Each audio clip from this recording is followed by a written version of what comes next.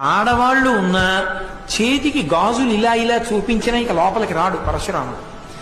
అందుకని కొంతమంది క్షత్రియులు గాజులు వేసుకుని ఆయన వస్తుంటే చేతులు బయటికి పెట్టి చప్పుడు చేశారు. ఆడవాళ్ళు ఉన్నారని వెళ్ళిపోయాడు. అలా బతికారు కొంతమంది.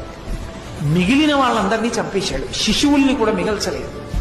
21 మాటలు భూమండలం అంతా తిరిగి క్షత్రియులన్న వాళ్ళని విడిచిపెట్టకుండా సంహరించి ఈ నెత్తురంతా తీసుకెళ్లి కురుక్షేత్రంలో 5 హ్రదములు తవ్వాడు. 5 చెరువులు తవ్వి 5 చెరువులు ఈ క్షత్రియుల యొక్క నెత్తుటితో నింపాడు. వాటిని శమంతక పంచకం అని పిలుస్తారు.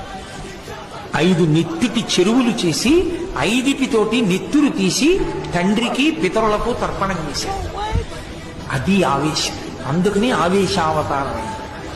అంత ఆవేశాన్ని పొందినటువంటి అవతారం. దాని ఉద్ధతి, అసలు దాని గురించి చదవడం, దాన్ని ఊహించడమే చాలా కష్టంగా ఉంటుంది.